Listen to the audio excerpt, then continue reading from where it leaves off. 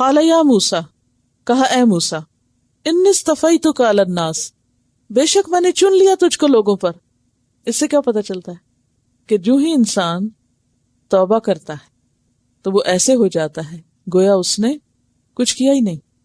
تو موسیٰ علیہ السلام نے اگرچہ ایک ایسا مطالبہ کیا تھا جو اللہ تعالیٰ نے قبول نہیں فرمایا، لیکن اس وجہ سے وہ ان سے ناراض نہیں ہوئے اور ان کو یہ نہیں کہا کہ موسیٰ تم تو ایسے مطالبے کرتے لہٰذا اب تم تو پیغمبر بنائے جانے کے اہل نہیں ہو، یہ نہیں کہا، بلکہ کیا کہا؟ انی اصطفیتک علی الناس، میں نے تجھے لوگوں پر چن لیا۔ یعنی کتنی اس میں ہوپ ہے نا کہ بعض اوقات انسان ایک اچھے کام کے لیے نکلتا ہے، اس سے کوئی غلطی ہو جاتی ہے یا نہیں؟ یعنی آپ مثلاً قرآن پڑھ رہے ہیں، قرآن پڑھ کر عمل کرنے کی کوشش کر رہے ہیں، بعض اوقات کرتے کرتے کوئی ایسا کام ہو جاتا ہے انسان ہونے کے ناطے تو شیطان فوراً کیا کرتا ہے؟ حملہ آور ہوتا ہے، تم یہ کام نہیں کر سکتے، اب تو تم سے ایسی غلطی ہوئی ہے کہ تمہاری معافی نہیں ہو سکتی، لہذا چھوڑ دو یہ سب کچھ۔ نہیں، التائب من الذنب کمن لا ذنب لہ، یہ نہیں ہو سکتا کہ ہم اللہ کے راستے پہ چلیں اور پھر ہم کبھی نہ بھولیں نہ بھٹکیں اور نہ ہم سے کوئی غلطی اور ہم فرشتے بن جائیں۔ بھول بھی ہوگی، غلطی بھی ہوگی، ٹھوکر بھی کھائیں گے، گریں گے بھی، سب کچھ ہوگا، لیکن گرتے ہی جب اٹھے تو کیا کہیں؟ سبحانک تبت الیک۔ موسیٰ علیہ السلام بے ہوش ہو کے گر پڑے، جو ہی افاقہ ہوا اٹھے تو سب سے پہلے کیا کہا؟ سبحانک تبت الیک، فوراً معافی مانگ لے، فوراً رجوع کر لے۔ اللہ تعالیٰ آپ کو ویسے ہی چن لے گا جیسے اس نے پہلے چنا ہوا تھا آپ کو، کیونکہ جس سے اللہ بھلائی کا ارادہ کرتا ہے اس کو دین کی سمجھ دے دیتا ہے۔ تو جو اس راستے پہ چل پڑا، چلتے چلتے تھک گیا یا گر پڑا یا کوئی غلطی ہو گئی یا بھول ہو گئی، کوئی گناہ ہو گیا، تو اب وہ وہاں بیٹھ نہ رہے، مایوس نہ ہو، کیونکہ اگر مایوس ہو گیا تو واپس نہیں پلٹ سکے گا، اور اللہ کی رحمت کا دروازہ تو ہمیشہ کھلا ہے۔ تو اللہ تعالیٰ نے ان کو چن لیا، اور استفیتو کا لفظ جو ہے نا صاد فے واو سے ہے، صفوہ چنے ہوئے لوگوں کو کہتے ہیں، صفا کہتے ہیں کسی بھی چیز کا ہر آمیزش اور ہر خرابی سے پاک ہونا، صاف ہونا۔ میں نے چن لیا تجھ کو لوگوں پر، اور لوگوں سے مراد یہاں کون لوگ ہیں؟ آپ کے زمانے یا آپ کے دور کے لوگ۔ کس کے ساتھ چن لیا؟ برسالاتی، اپنی رسالت کے ساتھ، پیغامات کے ساتھ، یعنی میں تجھے اپنا پیغمبر بنا رہا ہوں، وبکلامی، اور اپنے کلام کے ساتھ، یعنی میں نے تجھے باقی سارے لوگوں پہ ترجیح دی، نمبر 1 رسول بنا کر، اور نمبر 2 کلام کر کے۔ فخذ، پس لے لو، کیا؟ ما آتیتک، جو میں تم کو دے رہا ہوں، وکم من الشاکرین، اور ہو جاؤ شکر گزاروں میں سے، قدردانوں میں سے۔ اس سے کیا پتہ چلتا ہے؟ کیا سبق سیکھا آپ نے؟ نعمتیں ملنے پر اللہ کا شکر ادا کرنا چاہیے، اور خاص طور پر کس نعمت کے ملنے پر؟ کتاب کی نعمت ملنے پر۔ یہاں موسیٰ علیہ السلام کو جو 2 نعمتیں خاص طور پر ملی، ان میں رسالت اور کتاب دینے کے لیے جو بلایا گیا، یعنی رسالات اصل میں پیغامات کے طور پر، یعنی وہ جو میسج کنوے کیا جائے گا لوگوں کو، اور چنے جانے کی نعمت، تو اس پر تم شکر گزار ہو۔ ہوتا یہ ہے کہ جب اللہ تعالیٰ بندوں کو کسی کام کے لیے چن لیتا ہے، مثلا دین کے کام کے لیے چن لیا، تو یہ ایک بہت بڑی نعمت ہے، جہاں وہاں اس میں مشکلات بھی بہت ہیں، اس راستے میں آزمائشیں بھی بہت ہیں، اس راستے میں کانٹے بھی بہت ہیں، اونچ نیچ بھی ہے۔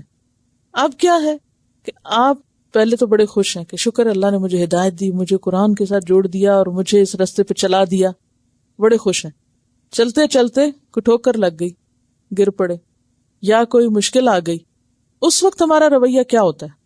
کیا اس تکلیف پر بھی جو اس راستے میں آتی ہے پھر بھی ہم اللہ کے شکر گزار رہتے ہیں کہ یا رب تیرے راستے میں آئی ہے نا، پھر کیا ہوا؟ اگر تو اس پہ راضی تو میں بھی راضی، میں شکوہ نہیں کروں گی، میں تو اس سے ناراض نہیں ہوں گی۔ یہ بھی تو اللہ تعالیٰ ایک آنر دیتا ہے نا، وہ جس کو اپنا سمجھتا ہے اس کو آزما کے دیکھتا ہے کہ اچھا یہ میرا کتنا ہے، کیا کرتا ہے، کیونکہ جو اس راستے میں آپ کو مشکل آئی ہے وہ اس راستے کی وجہ سے آئی ہے نا۔ اگر آپ اس راستے پہ نہ ہوتے تو آپ کو نہ آتی، اگر آپ کچھ اور کر رہے ہوتے تو اس راستے کی مشکل ہوتی، اس راستے کی نہ ہوتی۔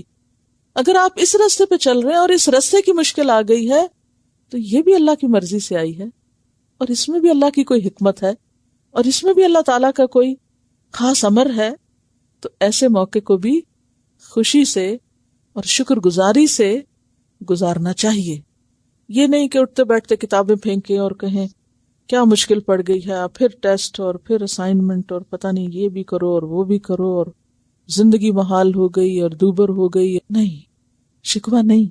ایک ایک چیز اس کی، چاہے اس میں کچھ لطف آ رہا ہو یا اس میں کوئی تکلیف آ رہی ہو یا اس میں کوئی محنت لگ رہی ہو یا اس میں کوئی مال لگ رہا ہو یا اس میں کوئی عزت کی قربانی دی جا رہی ہو، تو ایک ایک چیز کو آنر سمجھیں کہ اللہ نے اس کے لیے آپ کو چنا، آپ کو آزما کے دیکھا، اور ان آزمائشوں سے گزار کے اللہ تعالیٰ نے حضرت موسیٰ علیہ السلام کو کہا تھا، آگے آپ پڑھیں گے سورۃ طٰہٰ میں، کہ وَاصْطَنَعْتُكَ لِنَفْسِي، میں نے تجھے اپنی ذات کے لیے چن لیا، اپنے کام کے لیے چن لیا.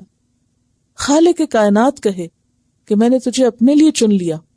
ثم جئت على قدر یا موسیٰ، پھر تو اپنے مقرر وقت پہ آ گیا ہے موسیٰ، اور میں نے تجھے اپنے کام کا بنا لیا. اللہ جس کو اپنے کام کے لیے بنانا چاہتا ہے اس کی سخت تربیت کرتا ہے، اس کو مشکلات میں ڈالتا ہے، کیونکہ یہ ایک بڑا کام ہے اور بڑے کام کے لیے بڑی ہمت چاہیے ہوتی ہے، اور بڑی ہمت کے لیے بڑی بڑی قربانیوں سے گزرنا پڑتا ہے.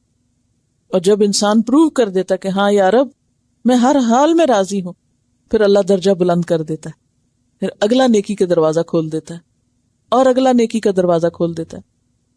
اور اگر انسان ناراض ہو جائے اور منہ موڑ جائے تو اللہ بے نیاز ہے، اللہ کو ایسے لوگوں کی ضرورت ہی نہیں ہے. تو زمین و آسمان کی ہر چیز کا مالک ہے. فَخُذْ مَا آتَيْتُكَ، جو دے رہا ہوں اسے لو، وَكُن مِّنَ الشَّاكِرِينَ، اور اس پر شکر کرو. ہم سب اپنے اپنے آپ پر غور کریں، سب، کہ کیا اس کتاب کے ملنے کی نعمت پر میں شکر گزار ہوں؟ تنہائی میں، اکیلے میں، کسی مشکل وقت میں، کوئی مسئلہ پیش آنے میں، کسی کی ڈانٹ کھانے میں، کسی کے تانے سننے میں، جھوٹے الزامات میں، دل کی حالت کیا ہوتی؟ کیا وہاں سکون ہوتا ہے؟ کیا وہاں خوشی ہوتی ہے؟ کیا انسان اپنے آپ کو پوری طرح اللہ کے حوالے کرتا ہے کہ یا رب جو تو چاہے میری بھی وہی چاہت ہے؟ یہ ہے شکر گزاری، کہ ایک لمحے کے لیے بھی انسان یہ نہ سوچے کہ اچھا میں تھک گیا اور اب میں پلٹ رہا ہوں اور اب مجھ سے نہیں ہوتا اور میں تو شاید اس کے اہل ہی نہیں اور میں تو یہ کر ہی نہیں سکتا. نہیں، اس عزم میں، اس جذبے میں اور اس ڈٹرمنیشن میں کسی حال میں بھی کمی نہ آئے کہ کچھ گزر جائے، لیکن یہ راستہ نہیں چھوڑنا، کیونکہ اس سے اچھا راستہ کوئی ہے ہی نہیں، اس سے اچھی کوئی چیز ہے ہی نہیں. هو خیر مما یجمعون، وہ ہر اس چیز سے بہتر ہے جسے لوگ سمیٹ رہے ہیں. ہر وہ چیز جسے لوگ جمع کر رہے ہیں وہ یہیں چھوڑ کے جائیں گے، اور جو آپ جمع کر رہے ہیں وہ ساتھ لے کے جائیں گے. یہ تو ہمیشہ کے لیے ایک سودا ہے. تو اس راستے میں کوئی بھی مشکل ہو اسے مشکل نہ سمجھے اور کبھی اللہ سے شکوہ نہ کرے.